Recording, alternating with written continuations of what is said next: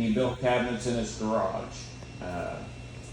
Slowly grew over time, and we are now in a facility that is, I think, almost twice the size of this one.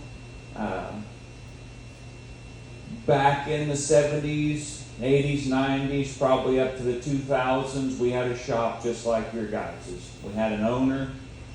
He went to the tool show every year. Every year he brought us new equipment. We were the biggest cabinet shop in Kansas City. We had the best equipment in Kansas City. We had the best people. And I believe we put out the best product. Unfortunately, we called him Mo. He started getting up there in age. He was worried about the future. He started an ESOP program so that we could own part of the company. He had 2 sons. And he had the company set up to where it would not be sold until 10 years after he had passed. Unfortunately, he liked to fish. He'd go to South America to fish. He went to Eastern Europe to fish. I don't remember what he was fishing for over there, but he had a stroke. Did not kill him, but it made him bedridden. And so from that point on, and I don't remember the exact date, it was 1998, 2000.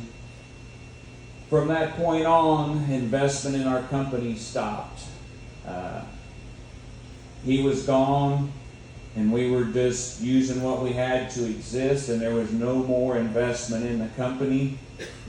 He lived for several more years, and before he died, the company was set up not to be sold till he had passed away, and 10 years after, his sons got tired of waiting. So they went ahead and found a way to sell the company while he was alive. That happened in 2008. And unfortunately, we were bought by a father and son. Their name was Pete and Dave Stry.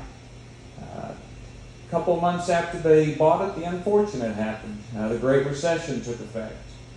So they had to borrow money.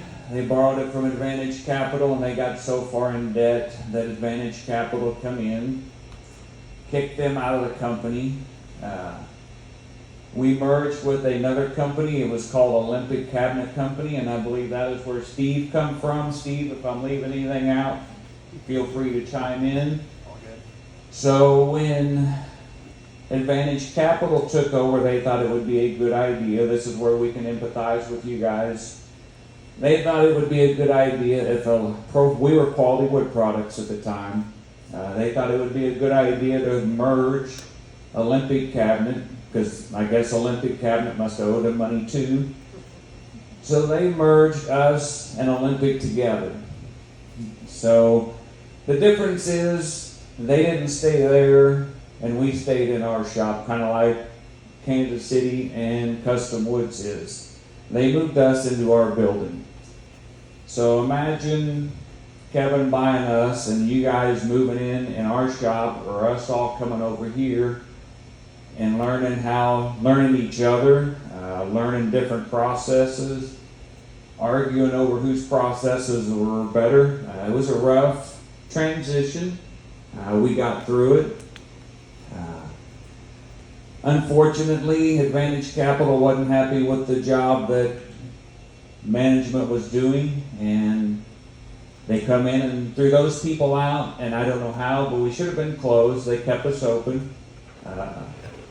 Gentleman named Paul Porter come in, and he ran us for, I think, 7 years before Kevin and Carolyn bought the company. So our shop, you got to imagine, you guys got a new shop. You or us in the old days, you got all the new equipment.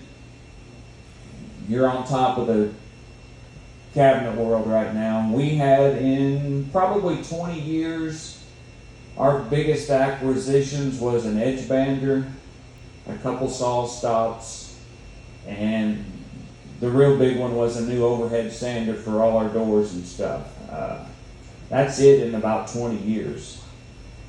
So when we finally got news that we had been bought, we were excited. We now have an owner. And in that first year, they have invested over $1 million in equipment for our company. That's all new to us. It has been rough getting some of this equipment up and running. And so going into 2024, we probably will be the redheaded stepchild. We have to learn, we got to go from cabinet ware to microvellum. We got to learn a new scheduling system. We got to learn new paperwork, and we got to learn more new machines.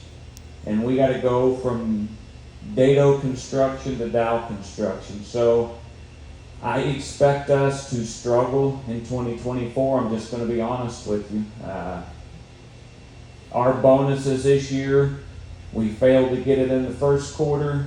We got it in the second and third quarter. And I expect us to fail in the fourth quarter just because we have ran out of work. We went from a $6 and $7 million backlog at the beginning of the year to about $2 million now, and then it is just not enough volume to keep us profitable. So that is kind of who we are and where we're at. If anybody's got any questions, I'm more than happy to answer them. You can ask them now. You can ask me as I'm walking around